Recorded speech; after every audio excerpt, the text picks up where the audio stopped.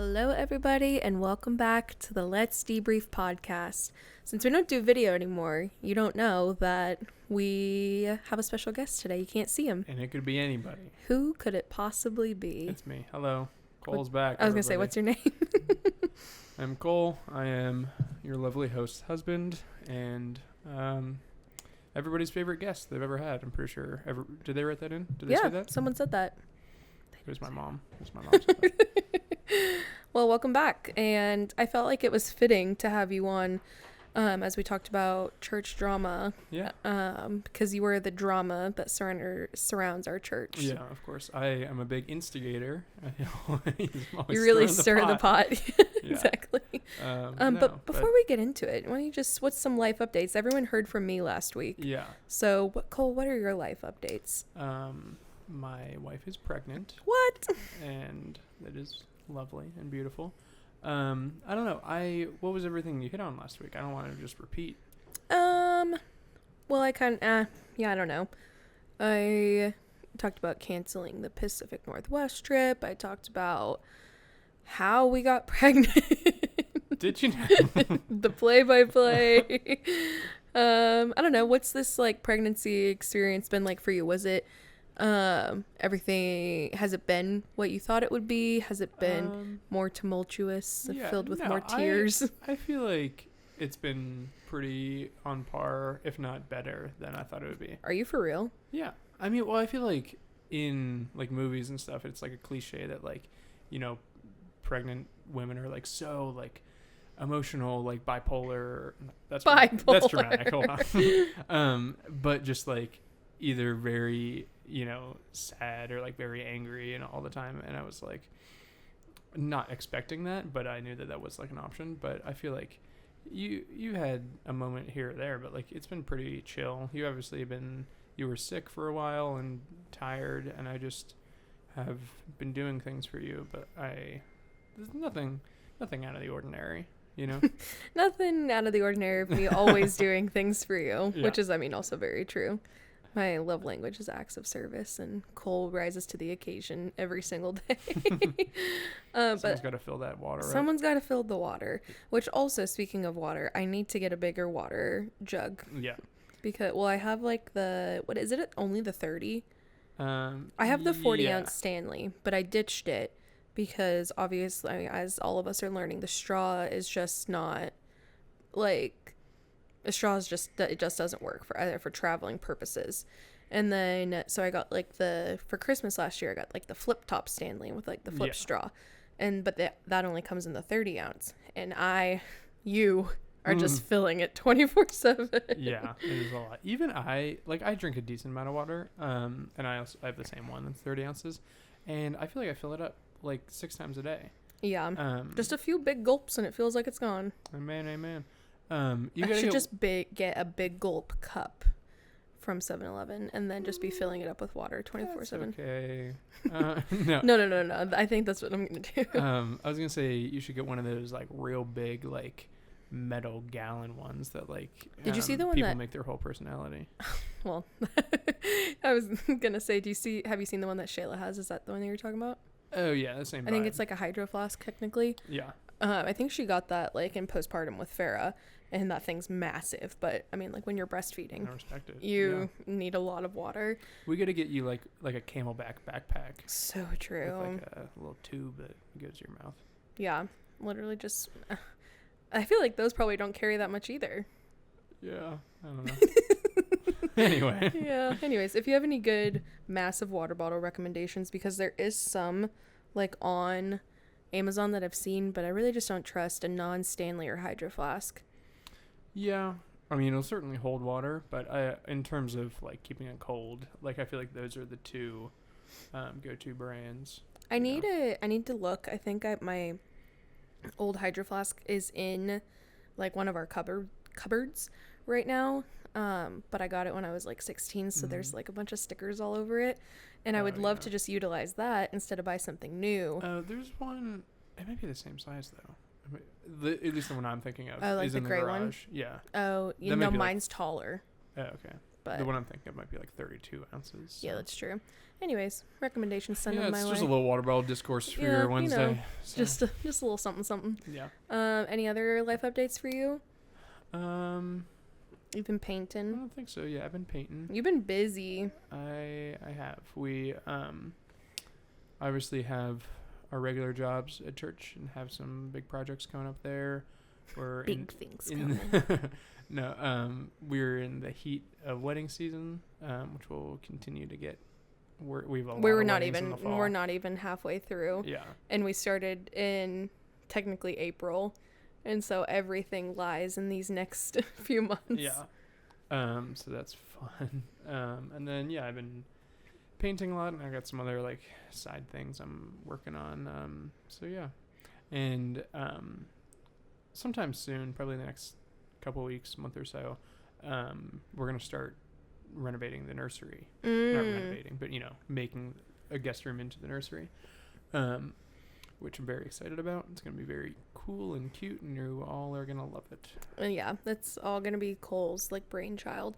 I feel like people have asked Jenna and I this before, because like Tanner is kind of the same way about their house, but like at least when people come over, they're like, wow, like your like space feels so curated, and like, oh, it feels like it's so cozy.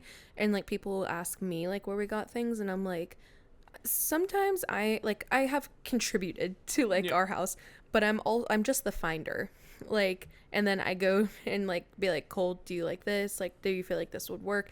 And you're like, yes, 1,000%. But then everything else, like I feel like I've only done that with furniture.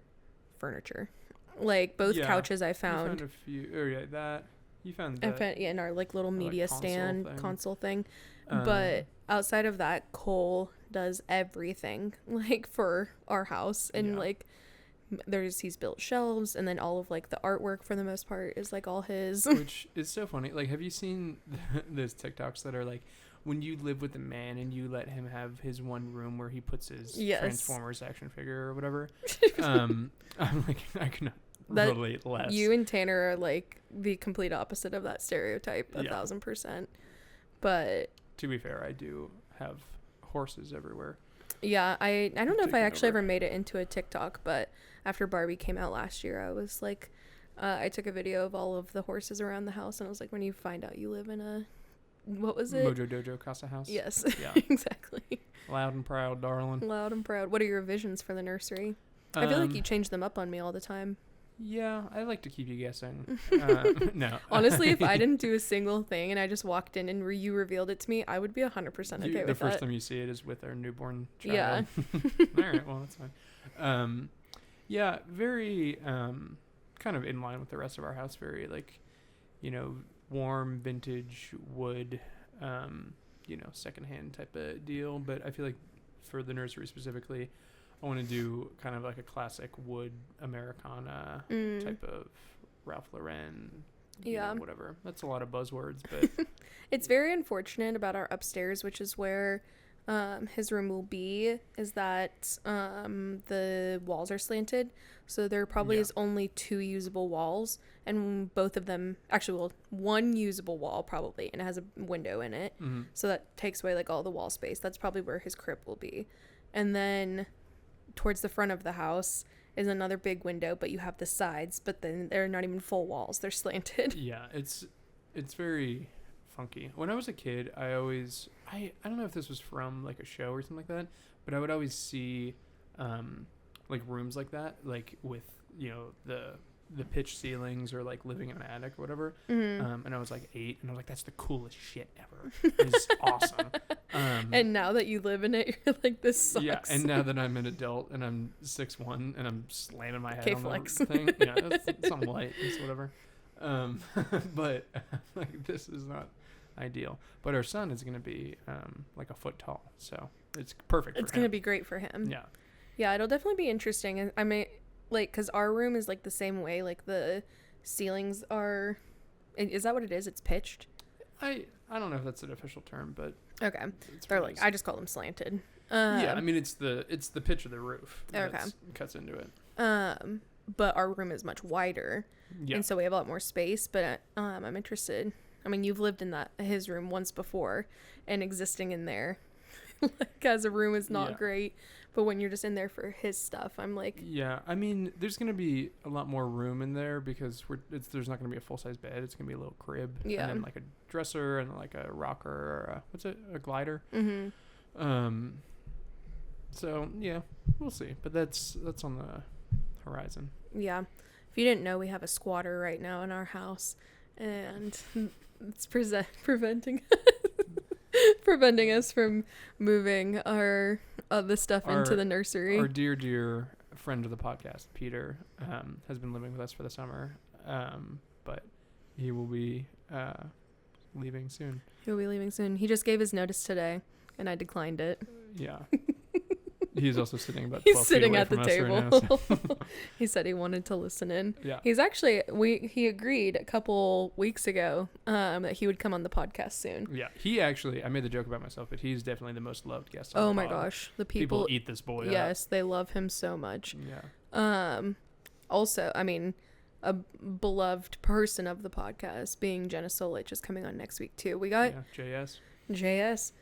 We got some high profile guests coming on here in the next few weeks, and you're really kicking it all off. Yeah, you start at light. Yeah. And then you just go up from there. I'm an appetizer. I'm no main dish. Yeah. Okay, anything else you have updates for? I'm excited to just get right into this. Okay, maybe we should give I've definitely talked about this before. I don't think you have. Should we give like church backgrounds? For ourselves? Yeah. Sure. Go ahead. Oh, me first? Oh, I thought we were going to go one at a time. Okay, yeah, that's fine. So I feel like if you listen to any of our episodes in the past, I've definitely said this. And then Jenna and I did a religion specific one couple months ago at this point, I believe. Maybe sometime this time last year or something. So I probably said this then, but I was born and raised in church my entire life. My parents, I think, found the church that I grew up in only like a year after I was born, maybe even like I was 6 months old. And I grew up there all the way until I was 16, and we moved to Pennsylvania, and that was really hard to like leave that community. And I just feel really lucky to have grown up in one specific place the whole time. I feel like that's not always the case for people, but then when we moved here, we church shopped around for a little bit. We were living in Irwin at the time and just tried like some small churches, some big churches. And then one day we were walking in the Strip District when the good old Amplify Smallman was there, and they were having band rehearsal it was like at 4, it was maybe like 3:30 or 4 o'clock. So they were having rehearsal for the 6 p.m. I can't remember. It was 5 and 7 at one point. Okay, maybe it was like 3 o'clock then. Yeah. I think it was like when it was like 12, 5 and 7. Yeah. And again, sorry about my breathing, everybody, and how many times I'll go and sip water. But so we went in, and I think she knows this, but I think maybe you know this too. My family walked in and we were like, oh, what is this? And this girl came up to us, and now she's a friend of mine, Rachel Sarasulo, was like, oh, hey, like, yeah, it's a church, and like gave us, I feel like that was a good Rachel impression. That was good, yeah. Gave us like the rundown and everything, and we like had somewhere to be, or we like didn't really want to stick around for like the next like 2 hours. And so we were like, oh, like we'll come back next week. And I'm pretty sure like the next week was like Easter Sunday or something. And we checked it out, and quite literally from there, it's been history for me.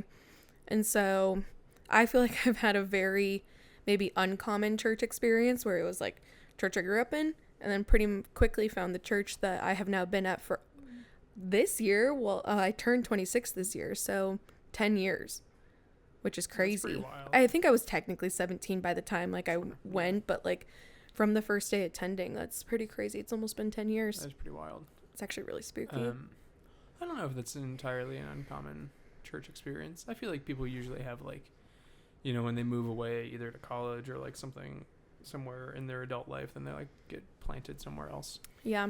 I don't know. I feel like I was just gonna that was gonna sound like I was gonna one up you. I was gonna be like, I feel like I have a rare experience. No. I feel like my experience is so much more rare than yours. But I definitely, in terms of people who are church employees, I feel like I have a rare experience. I do agree, yeah. In the case that I was not raised Christian, that my parents are not Christian. And they were just like, I mean, yeah, you can like explore, however you want. And I got connected to a youth group in like middle school. I think it was like 6th grade, through some of my friends from school that were just going to this church. And then in Ligonier, there are 2 youth groups. And that's how you met Tanner, right? Through that youth group. I mean, yeah. People always went to ask, school like, together too. But yeah, how far back you guys go. Yeah. But yeah, in Ligonier, there's like 2 youth groups that everybody goes to both, and it was like the thing that like everybody. Were they back-to-back nights? It was Wednesday and Thursday, yeah. Oh wow. Yeah. You were booked and busy. I was, yes. No, but I got connected there, and then, started growing in my faith more throughout middle school, high school, and then I moved to Pittsburgh for college, and Jen and Tan had moved to Pittsburgh like 2 years before, a couple years before, and they had found Amplify, and they were like, you should come to Amplify. And I was like, sure. And I was like, sure. And then I started going also just in the Smallman days, like 2018, like fall 2018, was when I moved to Pittsburgh, and then started volunteering, then started working there. End of summer into fall 2020. So that was like 4 years ago. That's crazy. Yeah. That actually is crazy. Do you feel like you have any church trauma? No.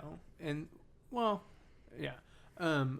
I feel like growing up not in the church, the church that my youth group was at was a traditional Presbyterian church, and like I would go there sometimes, and I was like, because it was like right down the street from your house too. Yeah. Like you could literally walk there in the morning. Yeah. And I still like, I liked it, but I was like, this is what I always thought church was. It was very traditional, singing hymns, and like pretty standard. I was like, all right, this is church. That's nice. It's nice. And then when I came to Amplify, it's obviously, and obviously we've changed so much in the past 6 years since then. That's crazy. Yeah. 2018. But it's a totally different, like, method of communication in like the contemporary, non-denominational church. And I was like, well, this is interesting. I didn't know, obviously I have like no background. I didn't know that was like even an option. Yeah, literally. No, because literally like, because I feel like if you grew up in church, like, like the classic, like, church kids songs and everything, which I feel like sometimes you do know some of them, and then there's some you're like, oh, that was like maybe before my time. But like, were you guys like at youth group, were you like singing the classic Hillsong and everything? Oh yeah, I got down to Oceans, Oh, I got down. Yeah. Oh, also I was in the youth group band. Whoa. Play guitar. So I like. You got too many hobbies. All right. I don't do that anymore. But I learned a lot of songs through that, and then we would also do, Waves of Mercy, like simple little whatever. Big House. With lots of room. Yeah, Yeah. But yeah, I feel like each phase of my, my church journey, I was just like, oh, this is different. This is new. Oh, cool. I didn't know. And you're very chill. Just along for the ride. Yeah, you're very chill and like go with the flow too. Yeah. I didn't tell you I was going to ask you this. What have the last 9 months been like for you as a church employee? It's been interesting. It's been good. How much you want me to say here? I feel like people think that's why we're doing this episode. Yeah, no. I mean, have you like given context on the podcast before? I did. Like when my first like solo January. Episode where it was like Jenna like decided to take a step back like that. I was like, oh, I haven't talked about this at all. Yeah. If you are not aware of this situation, our Amplify used to be multiple campuses, and then in January we went through a split, and Amplify remained as just the one campus in the east side of Pittsburgh, which is where we live and where we still currently work. And then the other campuses split off and became a separate church.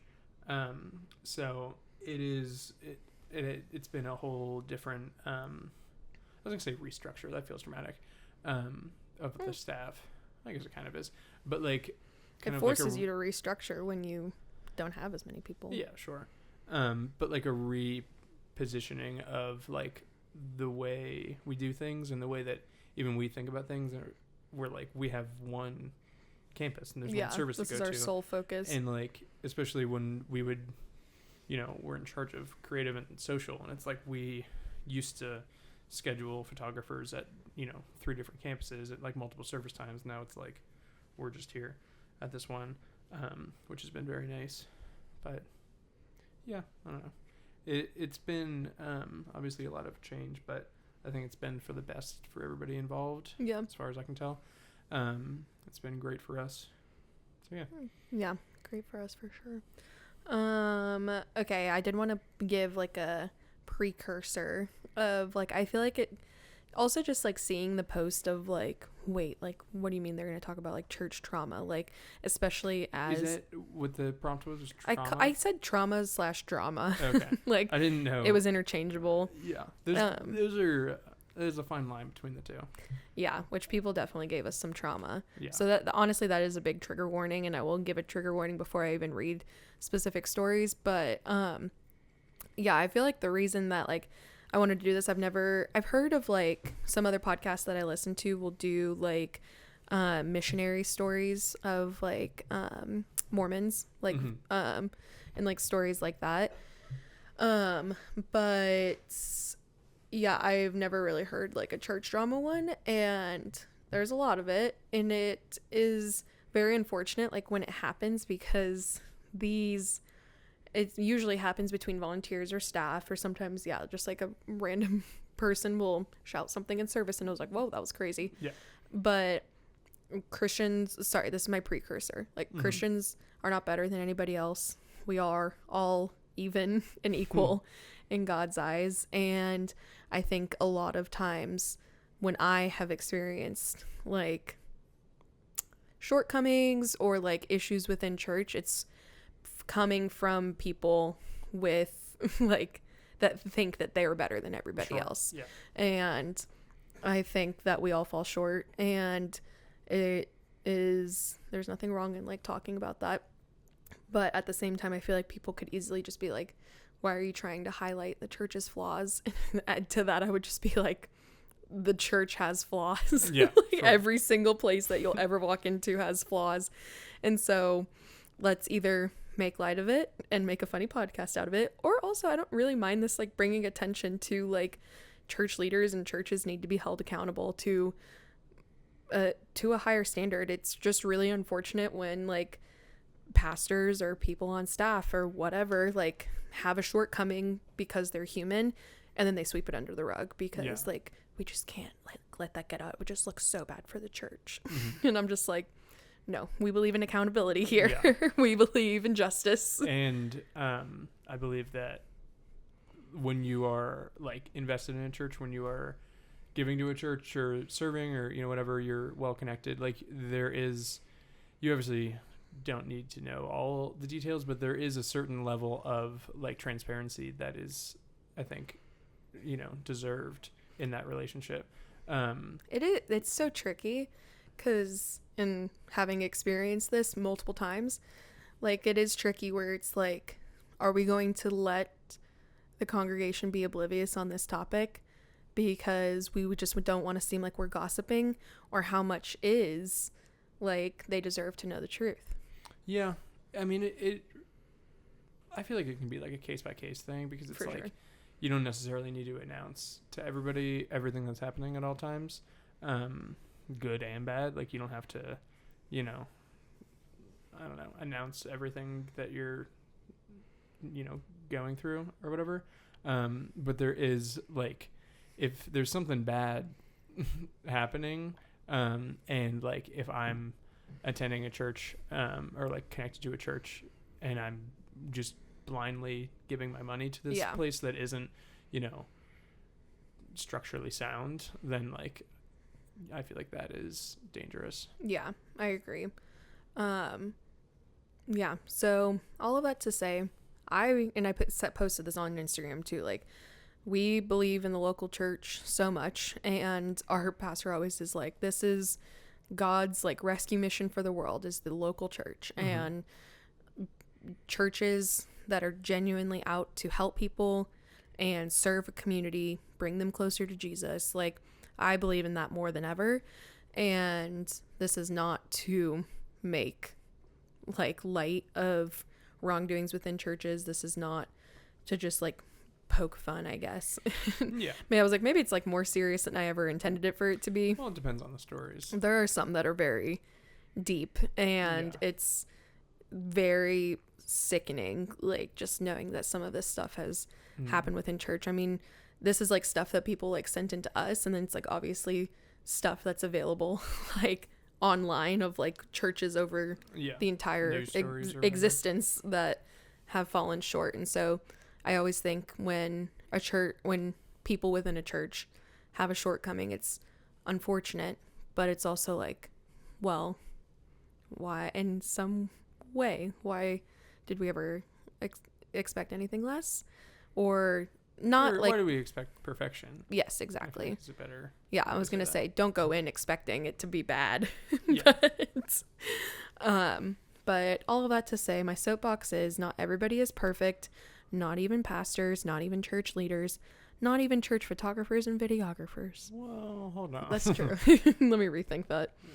Okay, this first one is like pretty deep, and honestly the most disgusting one that I've read, and so I'm gonna skip it for now. Okay. Yeah, I'm gonna skip it for now. We're gonna circle back. Okay. One time I was going to sing for my church, and my pastor's wife pulled my tank top up before I went up there. I was already dressed modestly, and it just felt bad and inappropriate. Yeah. That's assault, baby. That's assault, baby. What are your takes on dress codes, like, from if you're a worship leader? I mean, I feel like dress codes in any sense, like, there's a line to it. Like, there's a level of, I guess, modesty or professionalism, or, you know, even like in the workplace and stuff like that. But I do think that I've heard multiple stories of people like at churches being like even more intense and like gross about it. That's pretty crazy. That's why, like, to not say anything. That's what I was gonna say. It's one thing to like correct it, but it's wild to just like grab her shirt. Oh my gosh, if anyone ever did that to me, I'd be like, excuse me, like, I would immediately be like, I've only gotten more confrontational in my older age. Like, but if that happened to me when I was like 16, I would like cry about it like for months. But now I would be like, don't effing touch me. I also, what did they say? It was the pastor's wife. Yeah, that's like a weird like power trip that she's on too, because like to not even be able to like I deem that this is inappropriate, but yeah, I could simply never talk to you. Spooky vibes. Okay, blank church, because it's a church, they dropped the church name. I think I read this one to you earlier. Was pocketing their tithe. The pastor used the tithe to buy his house. Now, I need to know. We need a little more clarity, because technically the tithe goes to salaries, as well as keeping the building on, as well as funding missions and like everything like that. And so it's like, technically the tithe did pay for his house, but are you telling me he took the whole tithe? Or he took more tithe than his salary, and then he paid for his house in cash or something. That would be crazy. And I would love to know the details on that. Go ahead and just message us. But yeah, it is like, you read that to me like the other day, and I was like, this person just doesn't know that where tithes go. That like it pays salaries for people. But yeah, if it's like to an egregious amount, that's crazy. And let me say, ladies and gentlemen, just trust your instincts when dealing with church leaders as well. Because there's just some people that emulate bad vibes, and then stuff comes out later and you're like, checks out. Clocked that. Okay, do you want to read one? Sure. Honestly, the this isn't even a specific story. Honestly, the amount of people in the church who are unfaithful to their significant other with someone else in the church. Ooh. Yeah. I have also experienced that before. What's up?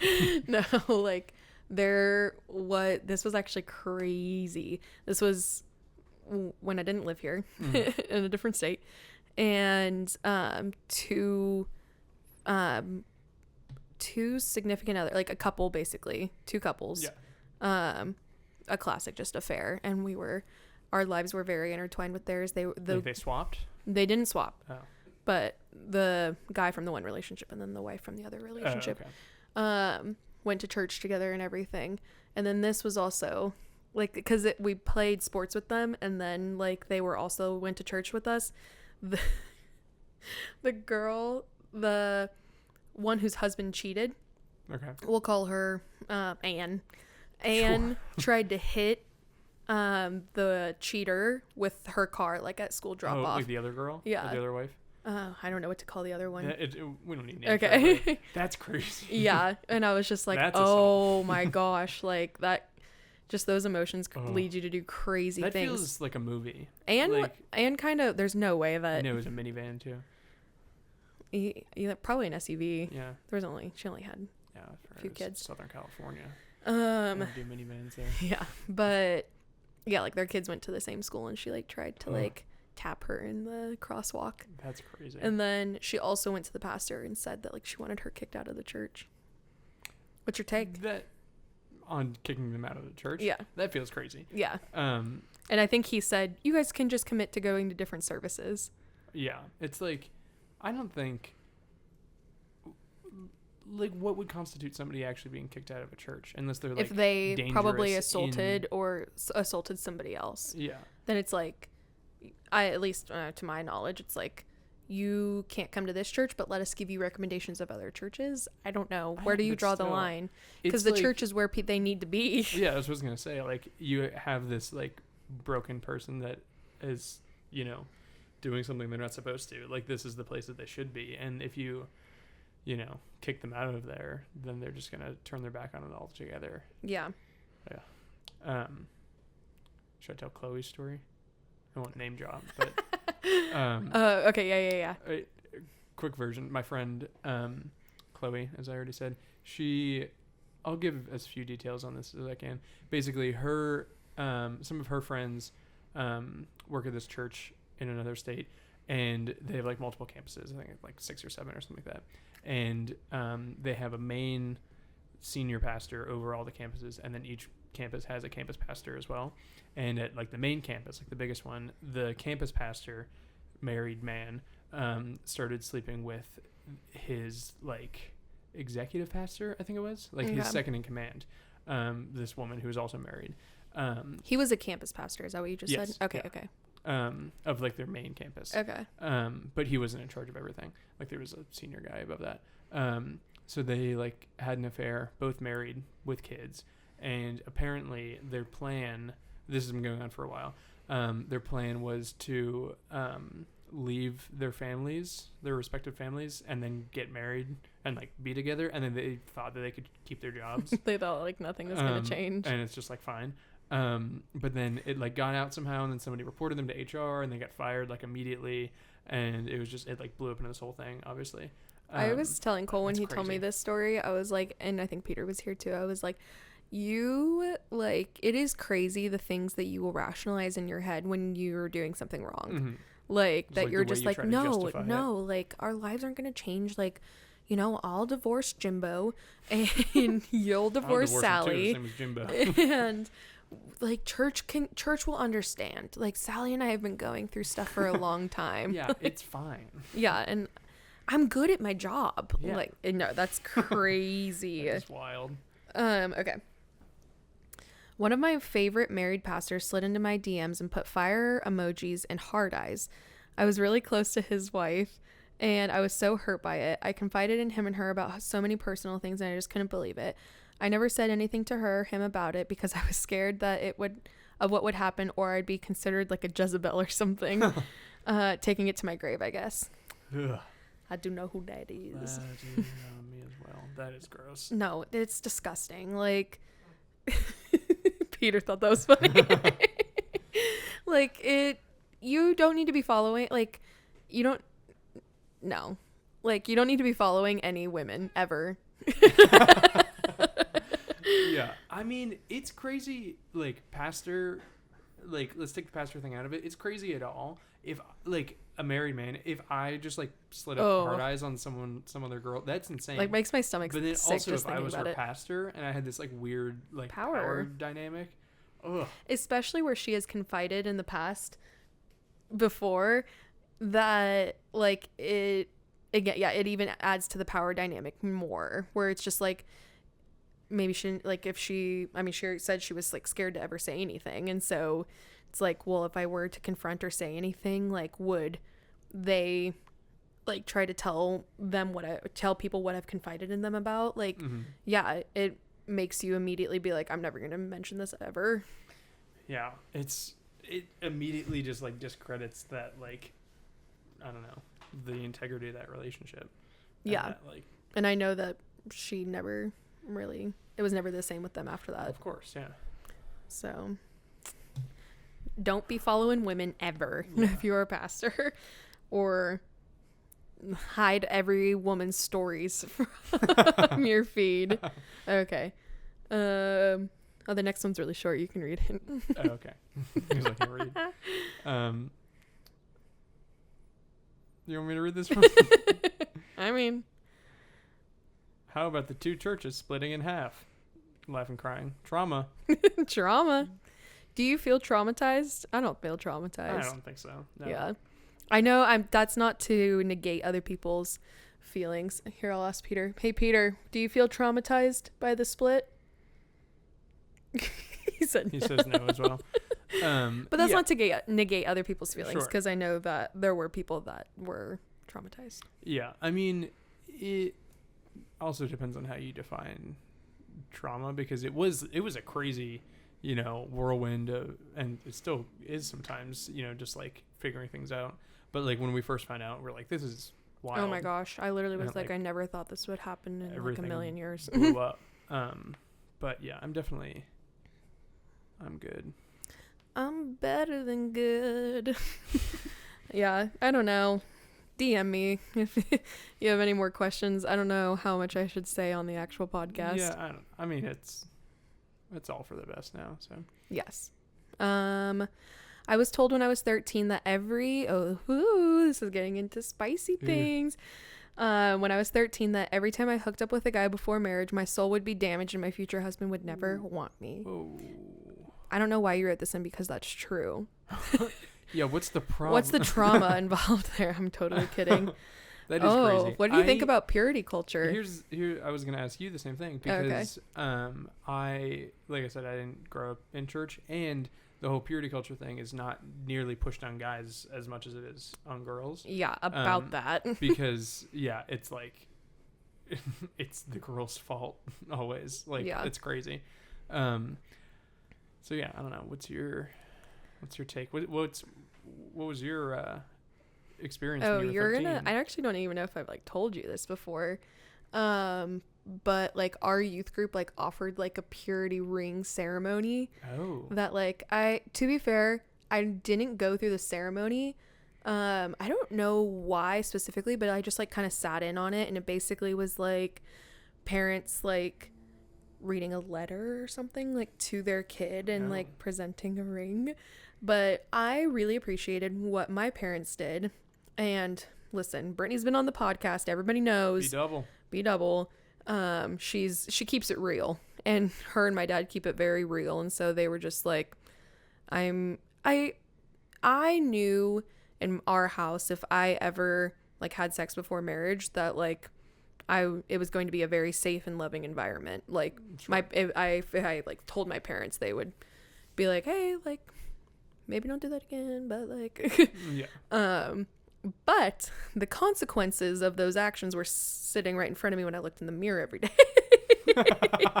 So if you didn't know, my mom and dad had me when my mom was 17, and so they were very young. Out of wedlock. And so I was very aware of those consequences, and genuinely that scared me more than like purity culture, I believe. Yeah, I mean, that's fair.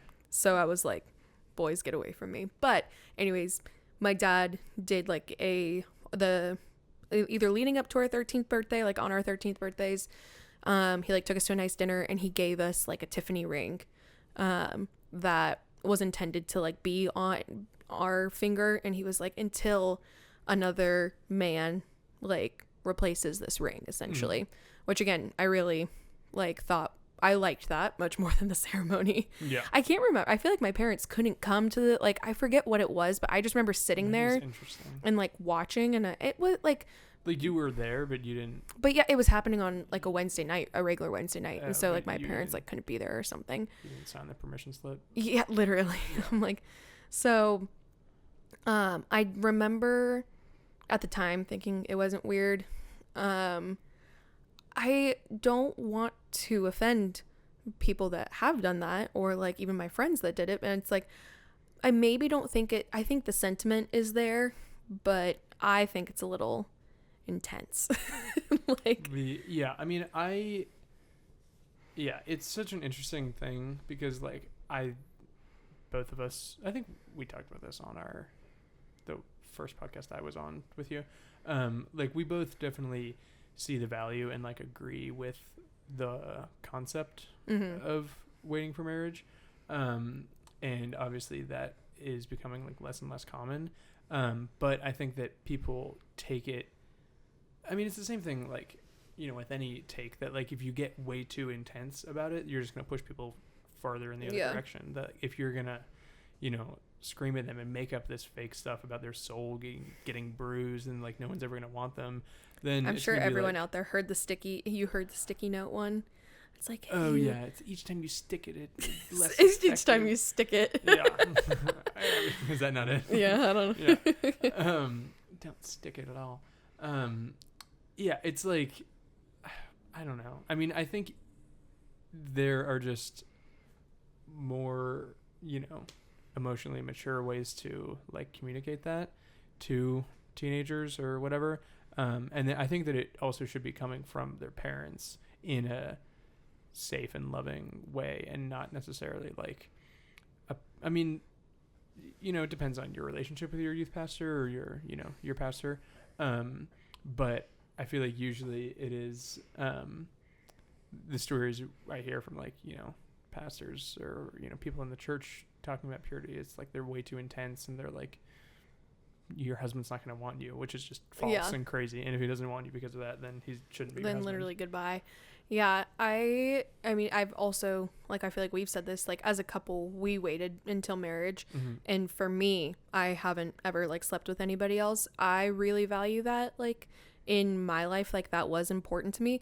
Also, transparently, like, the opportunities never presented themselves for somebody else. Trust me, I would have taken them. So I got here kind of by accident. No, I'm kidding. That's wild. I don't know. Like, I just didn't really date that much. Like, and then especially, I didn't date anybody after high school. And then Cole was like the first guy I dated. And I was like, I want to marry you. And I like that that's my story. But I just genuinely don't judge anybody else that has a different story.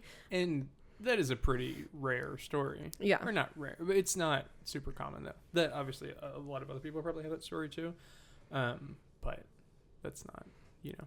To say in any, like, I guess, like, situation within church that someone is going to not want you or that you will be damaged for the rest of your life is, in my opinion, just like completely anti-gospel. Yeah. And completely like, yeah, like your soul will be damaged for the rest of your life. Okay, so Jesus is not enough to redeem these situations. Yeah. And so that I always, like, I've had, like, I was a youth group leader. Like, I had like girls coming to me and talking about these things and like feeling like they messed up. And it's like, okay, like, let's take the actions necessary to heal. Because it's like, granted, if 16-year-olds are having sex, like, it is a very like powerful thing that I don't think 16-year-olds should be doing. Like, and I mean, anyone, I guess, outside of like a safe relationship, I think that it does have the power to be extremely harmful and destructive.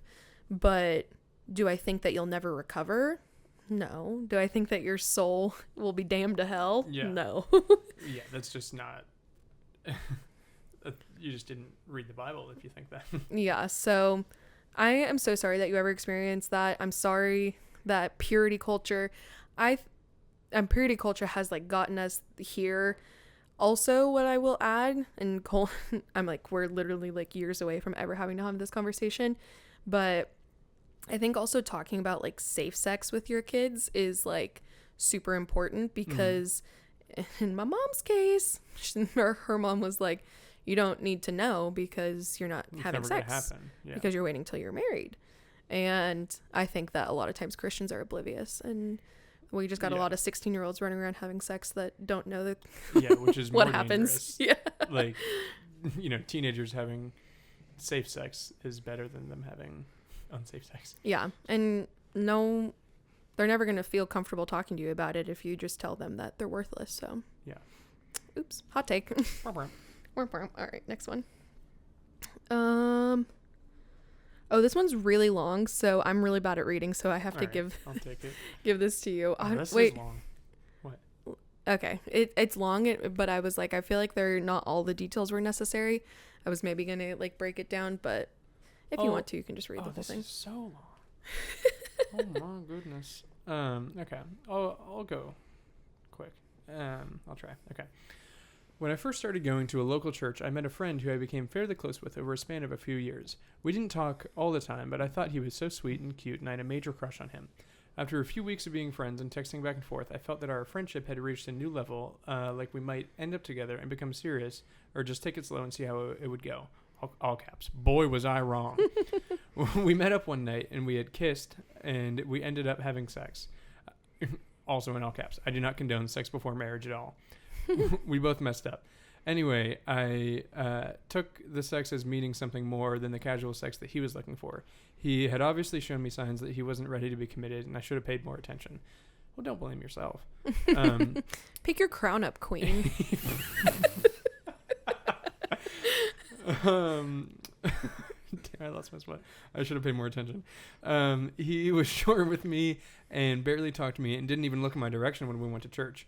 Anyway, you live and you learn, right? So he got dressed and basically said, oh, we're going back in time. Oh, that was all in parentheses. Sorry. So he got dressed and basically said, thanks for a good time, and told me not to tell our mutual community about what we did. I think because he was embarrassed of me or the fact that we both messed up. Fast forward a few days later, and I wasn't feeling good and super crampy. And sore, and I had an IUD at the time. I have since removed it as I... Okay, all of the details. Skip. I'm happy for you, but come on. Okay, so I had an IUD at the time, but when the nurse went to check my IUD strings, she saw a benign cyst on my cervix, and misdiagnosed me with an STD, not by doing any tests or lab work, but just simply by looking at it. If she would have had another provider come in and give a second opinion, she would have found out that cysts are very common and it was not sexually transmitted. Yeah, that's crazy.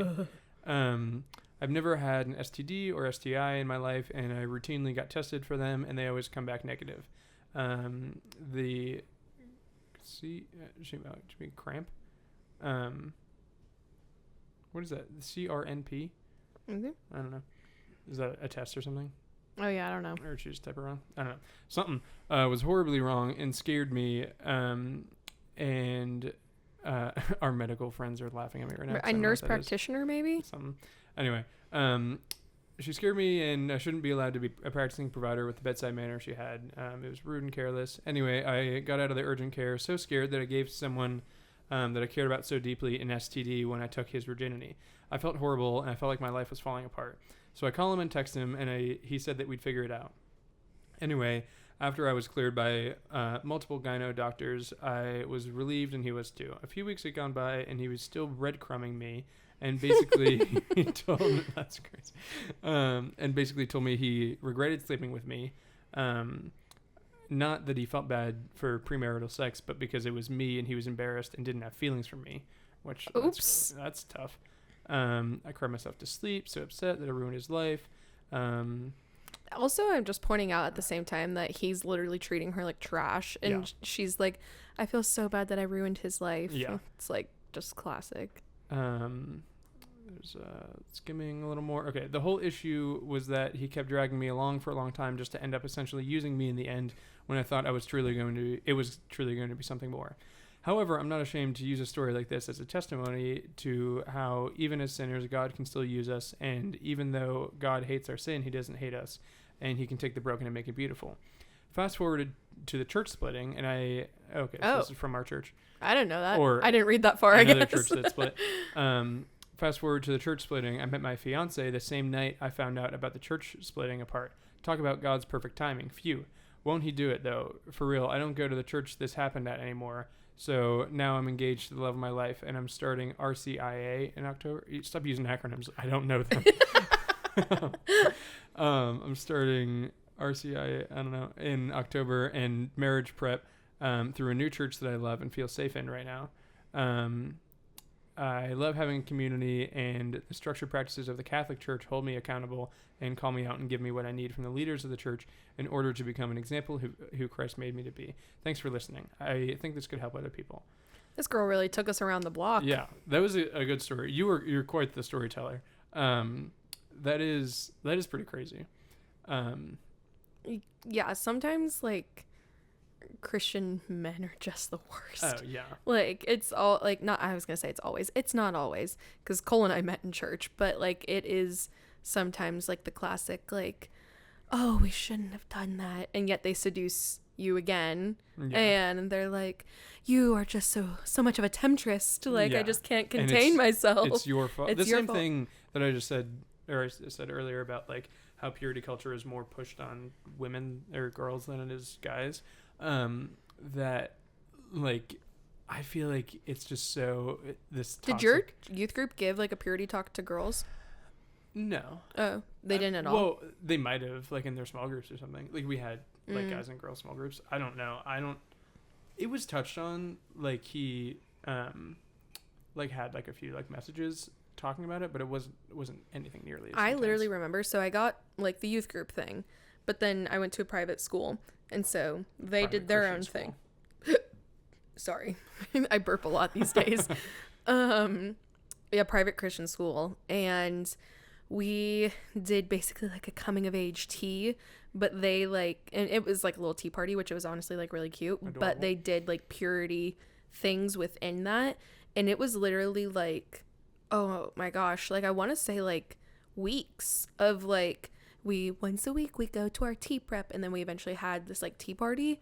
But you want to know what the guys were doing at the same time? They got probably like a 30-minute talk about purity, and then they got pizza and we're playing basketball. That's well, I went through a month's worth of purity chats and how you have to keep your flower locked away in your garden. Like genuinely, that's what they said. That's actually crazy. Honestly, my school was much worse than my church. Yeah. That's the thing is, and like I was gonna say of like this guy, that he was like just basically took advantage of her, and even the fact, obviously she, you know, is all over it and she feels better now. At least that's the way it came off. But like even the fact that like she said a few things where it's like, this isn't like, don't blame yourself. Like this isn't your fault. But it's that like toxic mindset of like, it's if you give in to premarital sex, like it's the girl's fault, and like the guy was tempted by you. And, that's crazy. Yeah. Sends a shiver down my spine.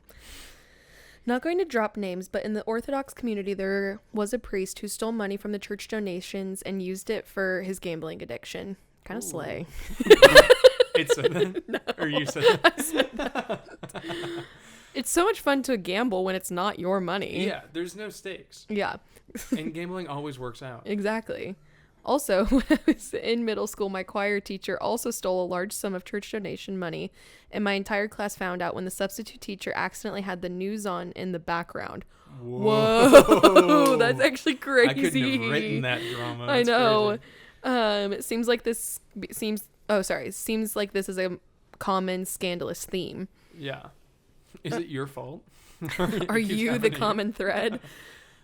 I don't understand whether it's like church or like school related or not, how people think that they can like run away with the donations and like not like that people won't catch up with them when the money $5,000 is missing. Yeah, I feel like we've had a similar conversation to this before, where like both of us are very, I don't know, we're pretty by the book, and like even just like in movies and stuff, I'm like, how, like we were watching Breaking Bad the other day, I'm like, what do you mean you're selling meth? That's illegal.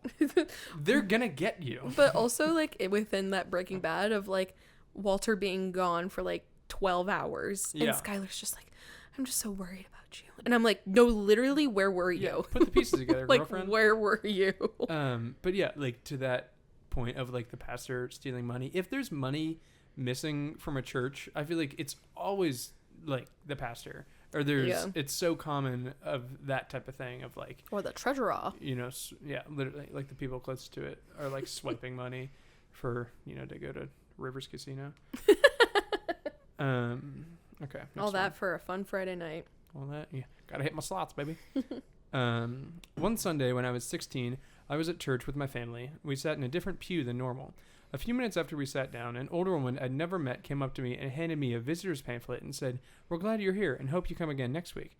I looked her dead in the eyes and said, "I've been coming here every Sunday for the last 12 years. That's crazy. Needless to say, that was our last Sunday there, and I never looked back for my toxic, cliquey, hypocritical childhood church. Doing much better now. Wow. That was the final straw. Yeah. That is wild, though, like, especially at, like, bigger churches of, like, there's so many people you don't know, and it is very easy to just fall into, like, just talking to your friends and stuff like that. Yeah. You know?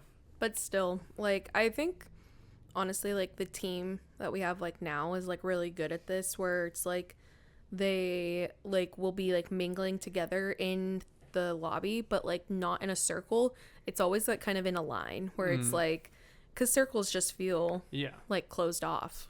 Yeah, and stuff, but like they're welcoming people and then like looking back and continuing conversations like with people and stuff. Like I think I love that he does this, but like I never talk to Ed on a Sunday. Like he's Amplify's like main pastor, if you didn't know that, because like he literally will come up and like maybe we'll talk about something for like 2 minutes and then he'll just walk away and he's like mingling with people. Yeah. It's like, he's like, oh, I actually haven't he's like, oh, I haven't seen that guy before, and he like just walks away, and I was like, all right, see ya. Yeah. Also on the sitting in a different pew thing, it is crazy like how dedicated, I mean even us, I guess, how dedicated people are to like their seats. My seat. Of like, I always sit in the third row on the left side, or you know, whatever. I thought that when it said they sat in a different pew, I thought the lady was gonna be like, these are our seats, come barking at her. Yeah. But yeah, that's funny. This one says keep anonymous, please. Girl, they're always anonymous. Yeah, they're all I don't anonymous. know We nothing. don't have names on here. About a decade ago, all of the people I worked at my job closely with, a couple of them were my cousins and one was my brother and his girlfriend, were all involved with the church and on the worship team, etc. They started a home group, and my husband and I were looking to join a home group. Which basically it's like church group. Either small group or like a church maybe watch group or something like that in somebody's home. We asked about going to theirs and were told there wasn't enough room for us. Needless to say, our feelings were hurt, but we found a new church that we're super happy with and have been involved with for almost 8 years. The situation still really frustrates me to this day. Rightfully so. Yeah, I mean, similar to what we were just saying, of like, it is crazy, like how often, you know, I don't know, just like how cliquey it is. Like literally, it like goes against every like principle. Yeah, that's what I was gonna say. Of like how often people just ignore the part of the gospel that's like, you know, spread. Yeah. And it's like, well, me and my 8 friends are already saved and we feel good about ourselves, and we're in my home group where I make my spinach artichoke dip every Sunday, and you can't come. It would just be weird if you came. You would just really like throw off the vibe. We just don't have enough chairs, so. Yeah, saying like we don't have enough is like crazy. Like I'm assuming. Sorry, I'm like adjusting my mic. I like it clearly is like we just don't want you here because it's like the whole point of like a small group or like whatever is to be bursting at the seams. Not the whole point, obviously, but it's like it's Oh, that was our ice machine, if you could hear that. Yeah. Like, it's a great thing to just be, like, overflowing and, like, having so many. And also, like, if it is just a small group, like, not everyone comes every single week. Yeah. Like, it's like a any small group that I've ever network. been at, like, never has the same people every single week. Yeah, like, it's constantly, great. like, a door. But, yeah. I don't know if I have anything else to say. Like, that's just really disgusting. Our Sunday school class walked in on our 60-year-old pastor's wife having an affair with one of the young youth pastors. Skull emoji.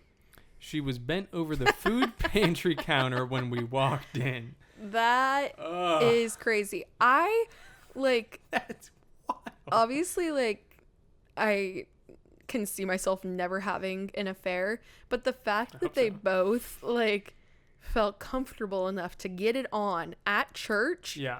Is in a public space. Crazy. Which, to be fair, now that I'm thinking about it, I'm like, maybe they felt like it was safer than, like, getting a motel or being seen going to someone's house. Also, and this would be on a Sunday too. Oh yeah. If our Sunday school class walked she was missing from the front row. I assume. That is my favorite story, crazy. Though. When that came in, I absolutely lost it. How urgent was it too? They just had to have each other. Take me in the food pantry. It's so romantic back there. That is wild. There's not much commentary you can add to that. That's just wild. Okay. Oh, interesting. I just saw the word whore demons. Oh. I was banished. Is that hyphenated? Whore demons. I was banished from my apostolic church for wearing leggings under my skirt because it was cold. My pastor brought me up in front of the whole church and tried to pray the whore demons out of me. Oh my God. That's crazy. What did you do, though? Like, what did you actually do? Like, you just have to, like, sit there and be like, okay, also, thanks, I don't have whore demons anymore. Leggings under my skirt. You're the most, it's modest. Is he upset that your legs weren't showing? Or were they, like...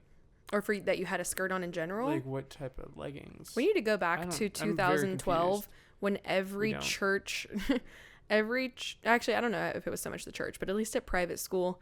Every private school was pissed about leggings and jeggings because, and I know personally because they kept pulling me into the principal's office. And first it was like, you can't wear them unless you don't have a shirt that's covering your butt. And it was, I truly think I was targeted because I have a good butt. And it was just more noticeable than all of those washboards out there.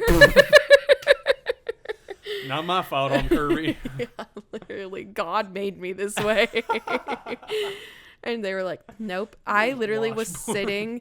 in the talk about, like, I guess, like, church or just, like, religion trauma. I guess this is, like, religion trauma. This religious school, like, traumatized me more than my church ever did. Yeah. And I was in the office every other week for dress codes. And my dad came in one time and he said, do you think that I let them walk out of the house, like, in a manner I wouldn't, like, approve of? Yeah. Like, there is literally nothing wrong with what she's wearing. And they're just like, sir, I just, we don't allow leggings. Oh, this was actually I know. I'm just going to trauma dump real quick. Real quick. Okay. Thing to add to that. It's on the same note of, like, well, it's your fault if you're dressing in a way that tempts guys. Exactly. It's not. Oh, exactly. Don't teach the guys to not look at your butt. It's also, cover up your butt because they're going to look. Also, all of the people that were always dress coding me were men. Also icky. So they were looking. Icky. So one time I got pulled in for jeggings, and basically That's just because they were ugly. Yeah, that's true. They said, ma'am, you have to take these off because this is a crime. Let me get you some real denim. They were red, or they were like maroon jeggings. And, like, it's just so, like, I was in 8th grade, and it's like being like a 15-year-old girl, and then, like, just going, like, being like, your outfit does not eat like you thought it did.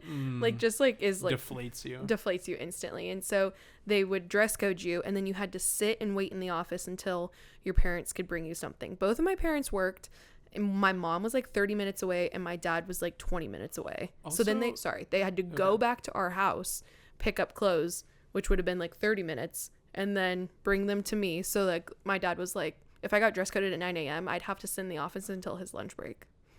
crazy. And so the one time my dad was like really pissed, and he went to the principal and he was like, I would like a refund on all of the class that she has missed today, because also I would ask if I could put my PE clothes on, which were knee length gym shorts and a t-shirt, and they're like, no, you clearly didn't learn your lesson, we have to make you sit. Oh my god. And my dad was like, so she's missed 2 periods today when there was an option. When there was an option, let's talk about a refund for the classes that she's missed. That's classic Bob. It still that. Like enrages me to this day, because I'm just like, why? Also, I was never dress coded. I don't know what I would have done, but the boys never got dress coded for anything. Yeah, I don't know if this was a my school thing or a public school thing compared to a private school, but in that situation, there was like a random collection of clothes that like you could take stuff from. In the same sense of like, you know, if you spilled something on your shirt or whatever, like there was like random shirts in the nurse's office that's like, okay, go pick from the bunch. So like if you were dress coded, and they would give you a pair of sweatpants or whatever. Yeah, no, like they literally wanted to like make a spectacle out of you, but all you did was sit in the office, like, and you can't have your phone, so you literally would just sit there.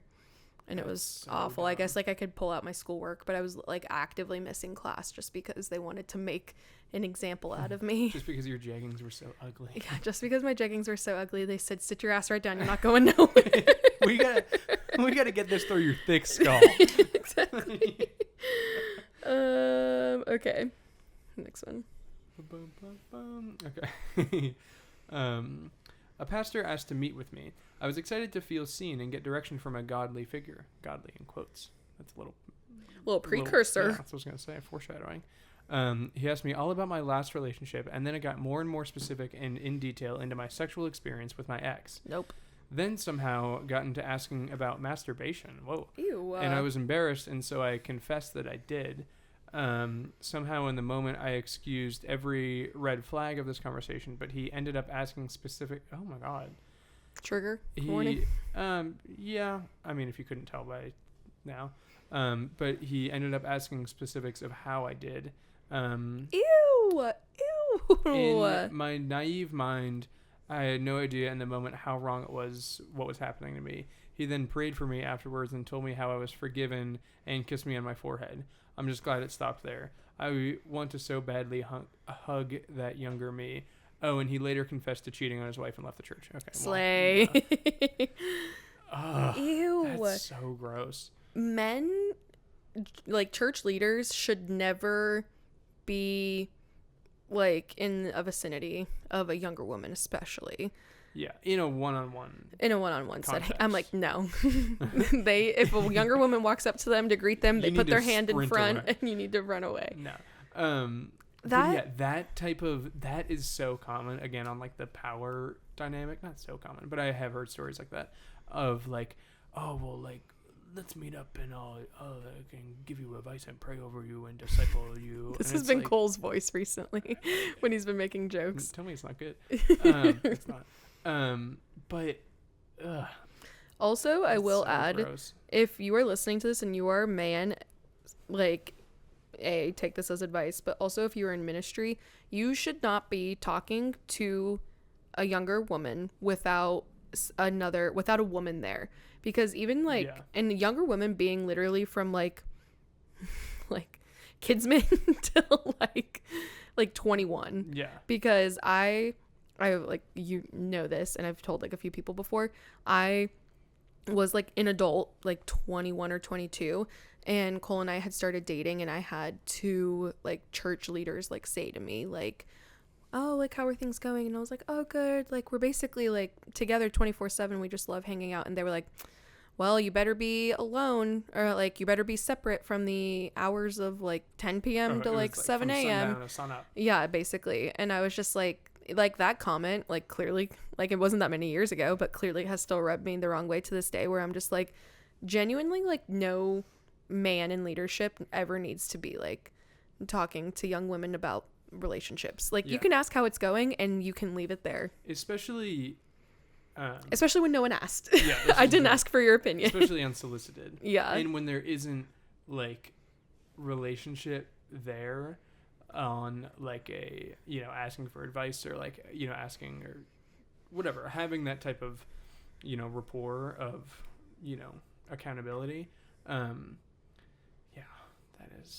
that's gross. That just feels like a power thing where it's like, I just wanted to hear about this story.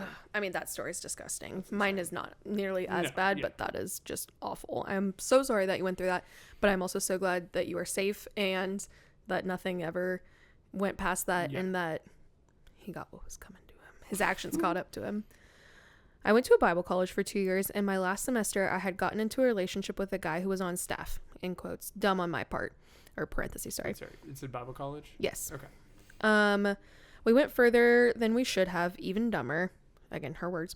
Okay. And he liked my friend, the dumbest.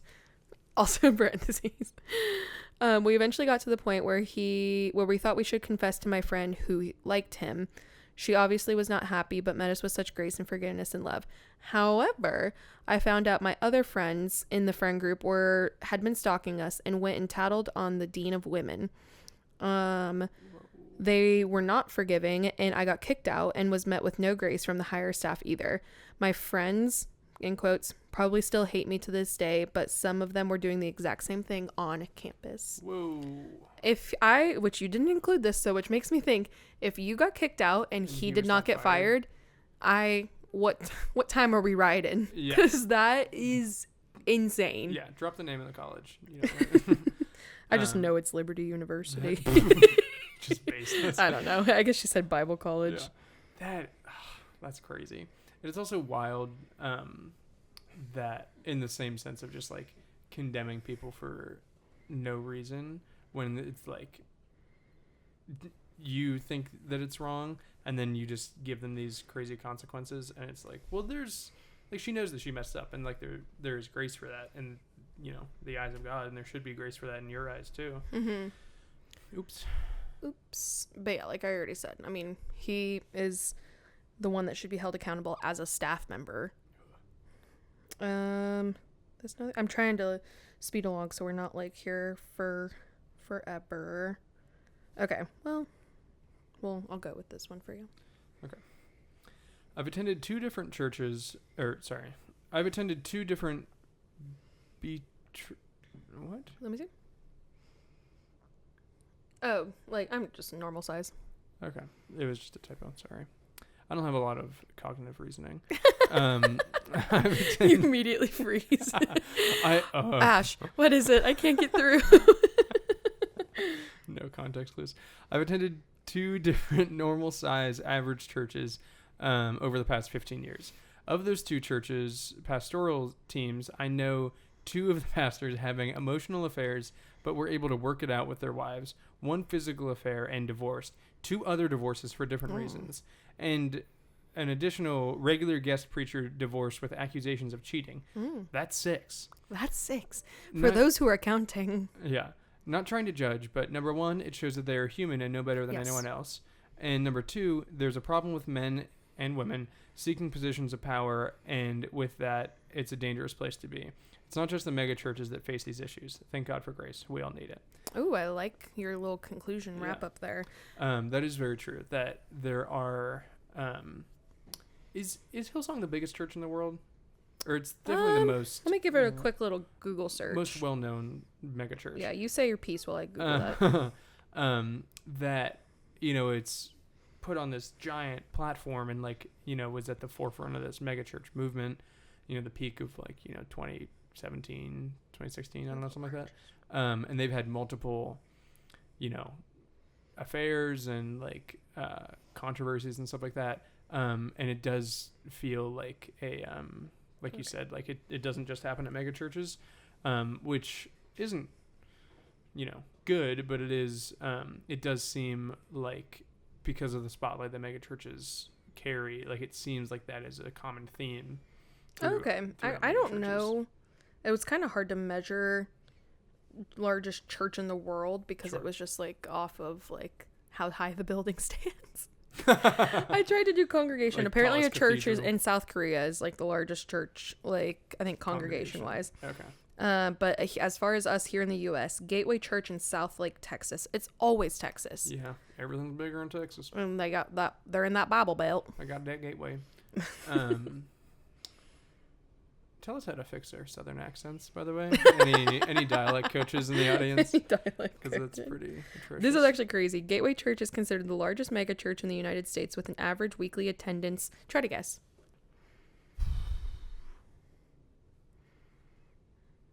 I have no idea. 15,000? Oh, honey. I didn't want to shoot 100,000. Oh my god. Is that across multiple campuses? I have no idea. That's about as far as I'm gonna dig. That's a stadium if it's one place. Yeah. Like you're in SoFi Stadium. Yeah, I have no idea. And I don't know if they're measuring that off of like online attendance or what as well, but anyway, that's a sidebar. It is a sidebar. It is actually crazy how common this type of thing is, whether it's affairs or divorces or controversy or drama or whatever with people in leadership roles. And it's like, on one hand, that is common with all people across the country, across the world, I guess, which it doesn't make it any better. But it is just like we put these pastors on a pedestal and we should hold them to a higher standard if they... The Bible says they're held to a higher standard. Yeah. That's why I never want to be one. But yeah, it's wild how often people fall short. Yeah, I think it shows just how human they are, but also keep it in your pants, please. Yeah. I mean, leadership and power can easily go to someone's head if they are not careful as well. Yeah. Okay. My hubby and I were church hopping and had found a church that we were starting to like. One Sunday, as we were walking to the service, I could hear people leaving from the earlier services saying things like, "Today's message was so great. You're really going to love it." This made me really excited to hear what the pastor was going to talk about. After worship, the pastor got up and instead of giving his sermon, did something different. He said, "I don't typically do things like this, but God has really put it on my heart." I've read this one in advance, and so rereading it too, I'm just like, oh, I'm getting chills. Okay. "I don't typically do this, but God has really put it on my heart to share this message." Then he projected a video for the congregation to watch of a man who proclaimed to be a prophet. I wasn't second guessing anything yet because I definitely believe in the miracles of Jesus, and this man very easily could have that gift. But once he started talking, he didn't sound reputable. This man... Okay, everybody strap in. It's going to get into politics, okay? So everybody settle down, okay? We're going to be chill. This man proclaimed that Donald Trump was God's chosen president. Oh. We needed to keep special watch over the next 70 days because Trump would ascend the throne of presidency. This was the Sunday immediately after the election when Trump lost to Biden. And the prophet said... The prophet said, "I know us prophets aren't always right, but we did prophesy 9/11. I'm speechless. I'm actually speechless. Imagine quoting your other work as 9/11. Oh, that's crazy. Oh my gosh. Members of the congregation were standing up, clapping, raising their hands, and praising towards Jesus, saying, "Amen, praise God," while this video was playing, and it felt icky. Then when the video was over, the pastor said, "I'm sorry if you're a Democrat, you can't be a Christian." Whoa. And while I'm not a Democrat, I definitely don't believe that. While I'm definitely a Democrat, I definitely don't believe that that's the case, essentially, is what she's saying. I even relatively support Trump in his ideologies, but to scrap the sermon message and not bring the Bible into it seemed like a very big miss to me. Needless to say, we did not continue to go back to this church. That's church shopping, like when you move to a new area or maybe you're just ready for a change, is so interesting because you could be feel like she said she were really feeling it, they liked it, and then it was just all right, back to ground zero. Yeah.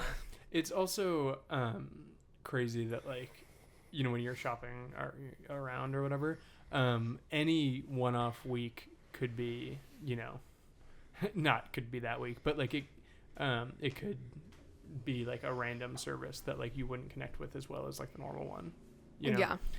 I don't know about that. That's a little dramatic. That is crazy, which also when I read that made me want to bring up another topic I'm super passionate about for church, and that's politics should be not in church at all. And I mean, I feel like people on the podcast, I mean, I don't feel like we've ever really talked about politics before, but I like to keep my views very elusive. Yeah. And if you really want to know, I'll tell you, like, but I just don't like making bold, like, or I just don't like making statements like on the podcast that to possibly get taken out of context. But I just think that, I mean, that his statement is completely wrong. If you're a Democrat, you can't be a Christian. It's just like so false. But and vice versa. Literally vice versa. We just take the opposite stance. Yeah, we're just like, yep. But to literally what she said though, to literally scrap a message and be like, we're gonna hear from this prophet that has heard directly from the Lord. Yeah. And he's gonna tell us how that his track record is not too. He said, I did prophesy about 9/11, so but that's all he's got going for him so far, apparently, because he did not ascend the throne. On the politics front, I feel like it is so common for pastors. I mean, just like, you know, having a platform and like, you know, sharing their opinions to like let that bias like flow, I guess. But I feel like in the context of the church, like there are, you know, there are ways that we are meant to operate when we are Christians, and there's, you know, when we are called to love people first, and, you know, XYZ, there's a whole bunch of, I guess, you know, morals and guidelines and that type of thing within the gospel. And I feel like churches should just preach that, and then people can make their decisions, you know, based off of that. Yeah. It is true that churches typically lean more like conservative. Yeah. But I think which I don't like, when churches are met with a it's conservative and liberal with like someone that is liberal, that they're like it's like, chill, please. Like everyone, I don't know. Politics are just like, it's just, I don't know. People might really disagree, but I was just gonna be like, it's not worth like friendships, in my opinion, or relationships in general, where like literally like to stand up there, and they had these people like coming to their church, and it's like great that they showed their true colors before they like really got into it. Sure. But immediately, that's what I have beef with. And I have beef with people posting like politics stuff on their Instagrams, because I'm just like, if you are like Christian, I mean, at the end of the day, I really don't care what you do. That's the like standard I hold myself to, is I don't post opinions, because I'm like, how many people did I alienate with this? Yeah. Some people don't care. I care. That's just my prerogative. Yeah. Okay. That's my soapbox. I agree. Okay. I got a few more. This one? The tech one? Yeah. Okay. The tech director, who is still employed at my church, mind you, has had multiple sinful encounters with women over the last 12 years. Slept with 2 married women, and both marriages ended as a result. Cheated on several ex-girlfriends with girls he met while on gigs, or with girls who were a part of the church.